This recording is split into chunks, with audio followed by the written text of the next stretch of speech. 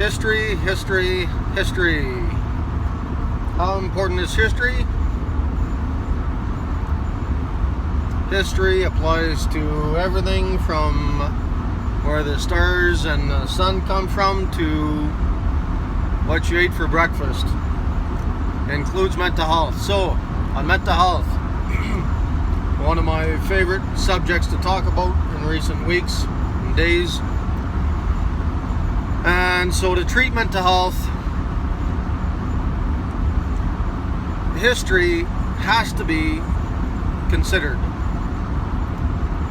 Let me rephrase that. To effectively treat mental health, in any case, has to be considered, but especially important in extreme trauma. And I would say the area of expertise I tend to talk about, and I'm going to call myself, arrogant as it may seem, I'm going to call myself a subject matter expert on extreme trauma. So,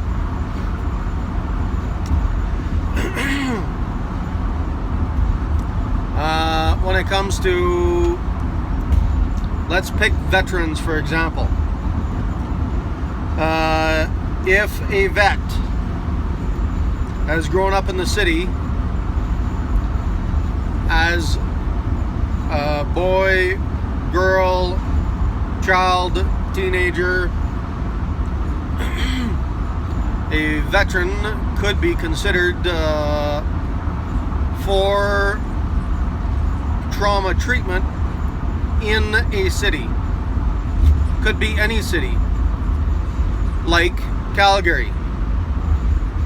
And so with Calgary, I would say is important and relevant to treat mental health trauma for veterans. Why Calgary? Because one thing is there's lots of military history and walking and hiking trails, and walking and hiking is a common practice in the military from basic training with any trade on through the primary combat trades. So I just finished walking one of the hiking trails southwest of Calgary. So a trauma treatment center in Calgary would be ideally suited for a veteran because in the military it's something we do lots of, and it's important to challenge ourselves to meet those obstacles, to face those obstacles, and a fun walk, hike through the mountains would be one way of practicing exposure therapy. It wouldn't be a military style hike, but a fun style hike, and so it would be very similar to something we did in the military. And so that would be one healthy method of practicing exposure therapy.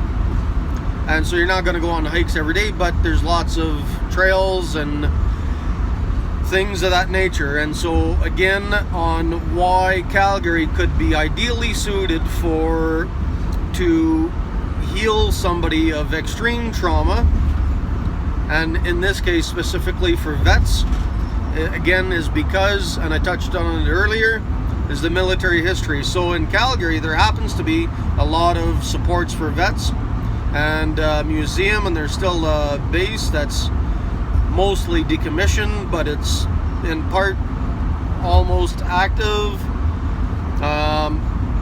So those places could be visited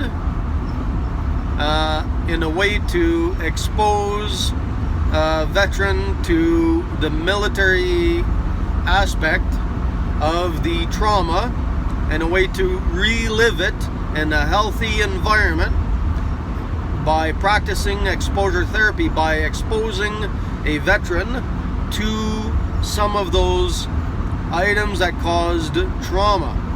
Why is exposure to the trauma important in healing? Exposure therapy. So now why is it important to expose somebody to the trauma. Well, there's better ways of doing that. And so in Fort McMurray, during the Fort Mac fire evacuation of May 2016, there was after the fire, one veteran started a PTSD support group, and therein, 3 of us, myself included, developed a method to lessen emotional pain, therein making it easier to open those emotional wounds, therein making it easier to heal of those wounds. And why is it important to face those obstacles? Because you can't ignore them forever. Anytime, if you simply ignore those wounds, those triggers, those injuries, eventually you're going to be in a place where you cannot avoid it, where you cannot ignore it, and you have to face it, but you're not prepared to do so. And you'll be triggered.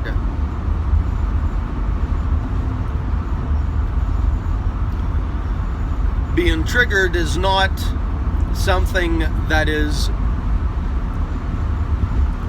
I'm going to say, wanted. What is wanted is to heal from those injuries so that when you do face them, you've overcome the injury, you are no longer triggered, and so, or at least manage it in a better manner. And so, absolutely important to face those injuries, but there's a better way to do it. Besides lessening the emotional pain, first would be writing about the injury that causes those triggers. I might rephrase that as of now in this moment. I might say the first part is identifying the injury. And that's the hard part, and sometimes you might have to write before you realize the injury, but the most important part is identifying the injury. Second, and as of this moment right now, I'm saying, I just realized, that just dawned on me, the first most important part is identifying the injury. Second is writing about the injury, because whatever's in your brain, you need to get it out, and it might not make any sense. And so it's easier to get it out on paper, to sort out the puzzle before you talk to somebody else about it, because talking about something that doesn't make sense could be confusing and hard to do. So second is writing about the trauma or injury, and so that's writing therapy. Third is talk therapy, and there's many ways of doing talk therapy. And fourth is exposure therapy, in that order, but a lot of those have to be done simultaneously. But the thing with identifying the injury makes it easier to focus on that injury, and sometimes you have to write about it to put the puzzle together to figure out what the injury is. But then once you write about it, it's easier to put the puzzle together. Then you got to talk about it, and there's again many ways of doing talk therapy, such as public speaking, such as group supports, such as one-on-one with a therapist, counselor, and so that's talk. And then exposure therapy, again, there's many ways of practicing exposure therapy. EMDR is one of them. Hypnosis is another. The theater technique is another method to practice exposure therapy. And one thing we did in Fort McMurray is 2 of the veterans there didn't like going into public spaces, so they challenged each other. The 2 of them went together into public spaces. They laid out a plan, was the first step. The second step was doing a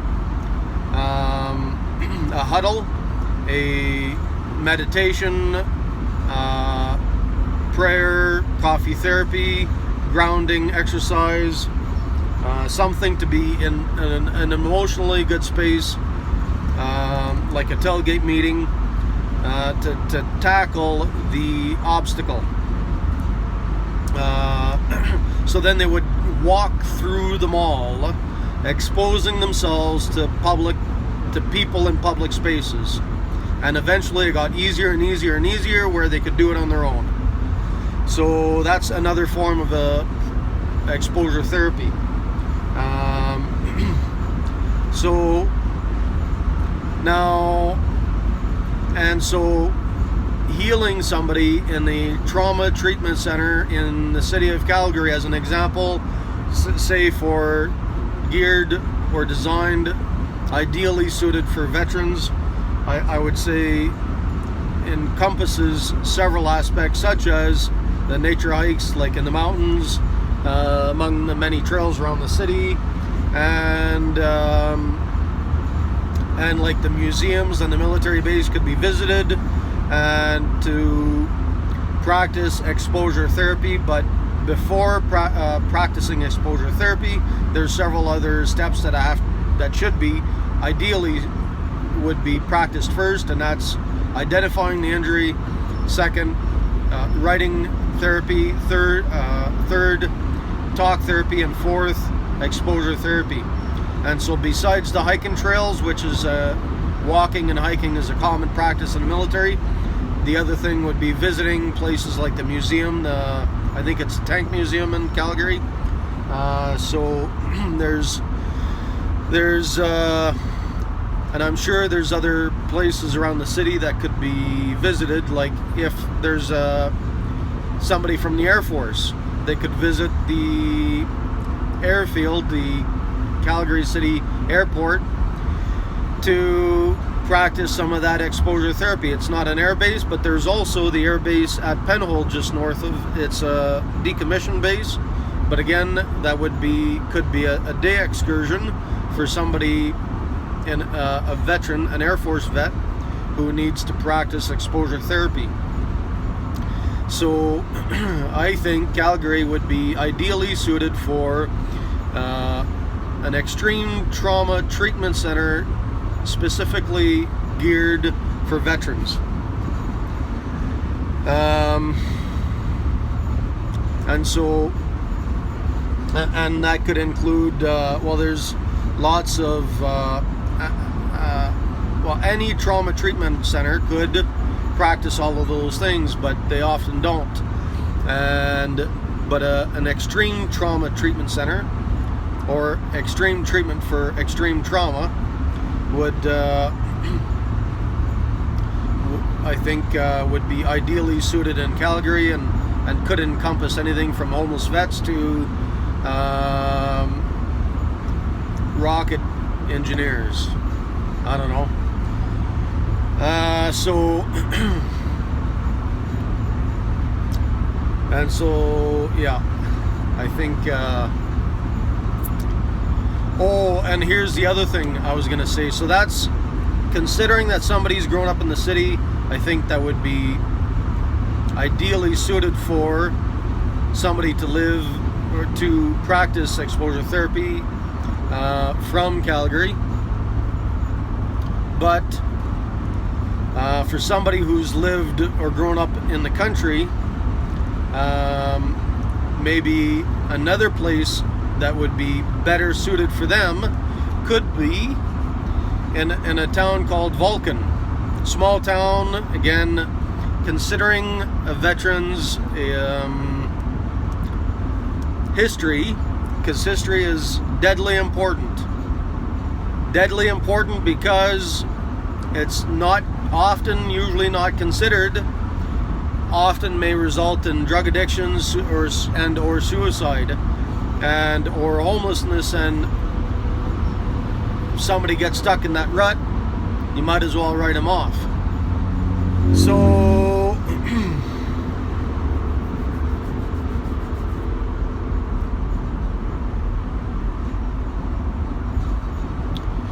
So then what? So could be other towns, could be in BC, like Invermere, for example, or Fairmont, and in Alberta it could be, I think, not just Vulcan, but there's another town that had a big air base just south of Calgary. And so those locations, those remote locations in those small towns, should be considered for veterans who are predominantly have a liking to those small towns. Might have grown up in small towns, might have been posted into small towns, like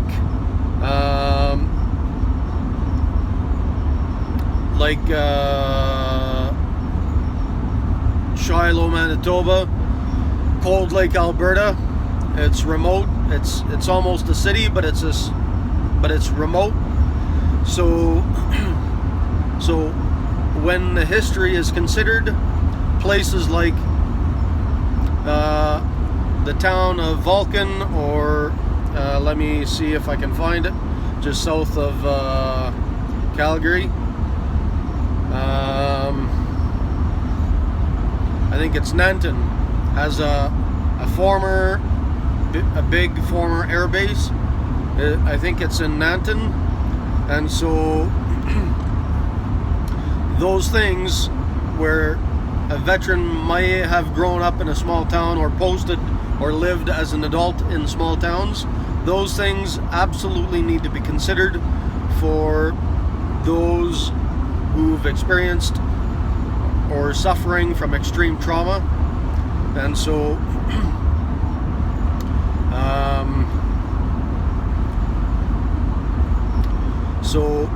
it's not as simple as placing somebody in a extreme trauma treatment center in the city of Calgary. If a person's, the thing for those, I'm going to elaborate on that before I let you go. For those who struggle with maybe understanding the complexity of all this, let me put it to you this way. If you grew up in the city and you're used to the city noises, fire alarms, fire trucks, ambulances, cops, the city noises, the traffic, if you're used to that, you're comfortable in that environment. You're relaxed in that environment. And everybody says everybody's better relaxed in the country, except if somebody's suffering from extreme trauma. Somebody who's suffering from extreme trauma, those things absolutely need to be considered. And so for somebody who grew up in the city with the city noises, with the ambulances, police, fire trucks, traffic, honking in the middle of the night, that may be completely normal and healthy for them. And you put them in the country, if you put them in the country with country noises where owls are hooting and wolves are howling, they're going to be panicky and not relaxed and less likely to heal effectively. So again, to flip that, somebody who grew up in the city with in the country with country noises, who are used to owls hooting and wolves howling and trees creaking, with water running, you put them in the city and they're going to panic. So absolutely important to consider the history. History is deadly important to effectively treat extreme trauma. And so on that note, I'm going to let you go, and before I do, I'm going to ask you to subscribe to this channel, and we'll talk about trauma some more and other things. Thanks. Good night.